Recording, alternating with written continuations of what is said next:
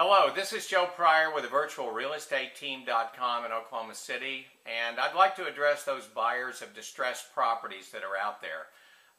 If you buy a normal real estate property with equity, it's a safe purchase very often, but it's also a purchase at a premium price.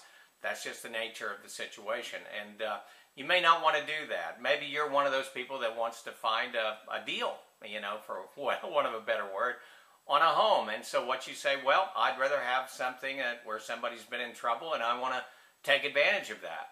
And so what I want to do is contrast the two different kinds of properties that you can buy. One of which is an REO, which is called real estate owned. That's what that stands for. That is something that's gone through the full foreclosure process, and a financial institution owns it. And then the other is a short sale, or also known as a pre-foreclosure, where the owner is still in the home typically, and they are working something out with a bank to take a loss up front.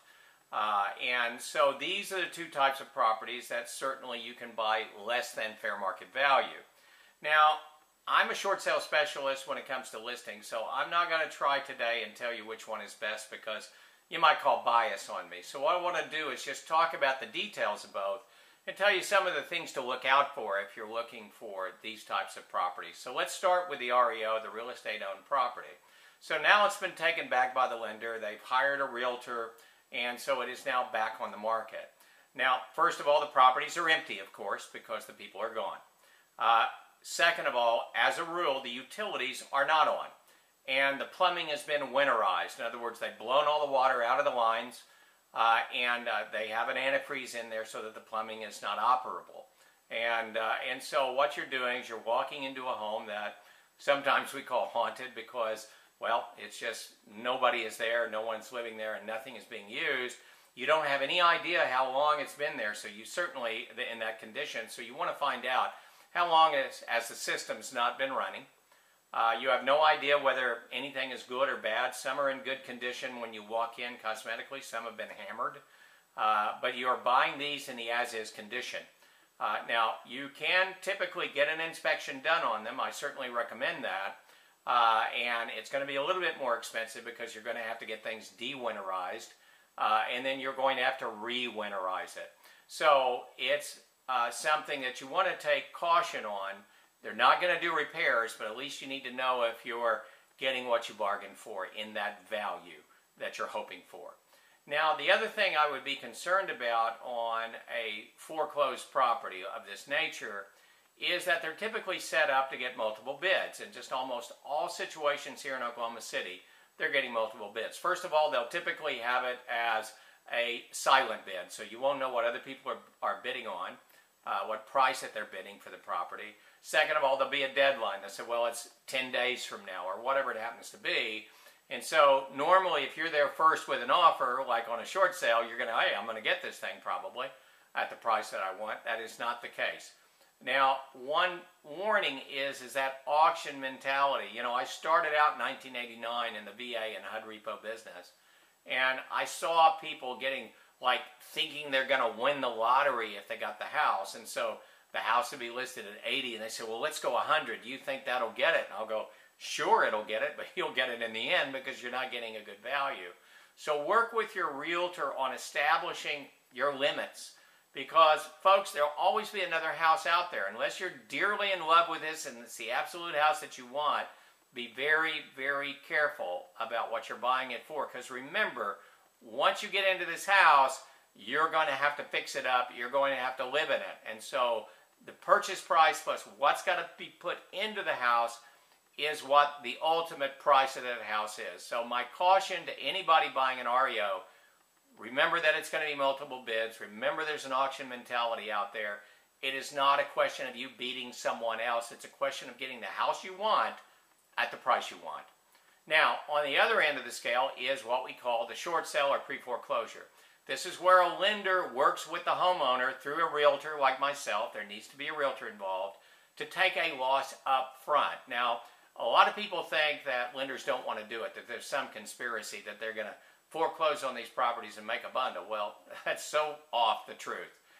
Typically, the reason why a lender wants to make a deal is because, number one, it's a greater loss later. If for no other reason, it may take them another year to get control of that property.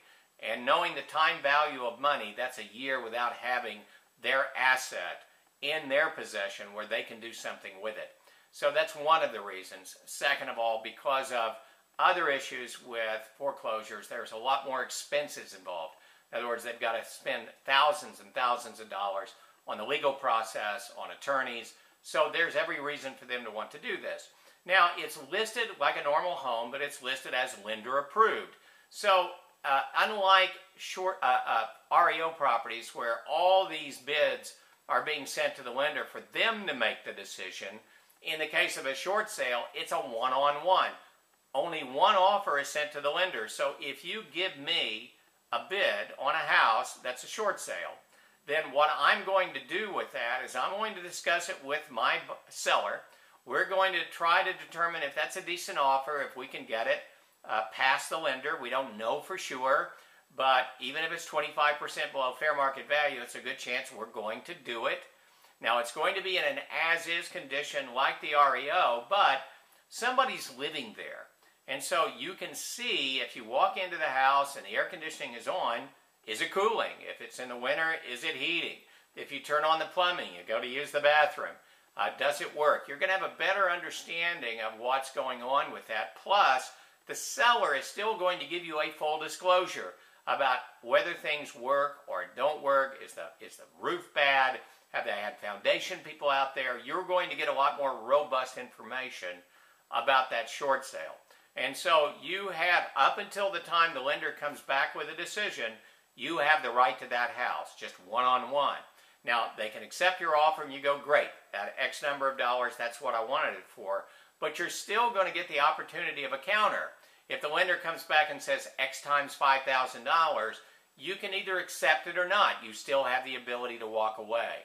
So in the case of a short sale, it's not typically a multiple bid situation. Someone's in the house, and even if they're not, the utilities are going to be on in 99% of the cases.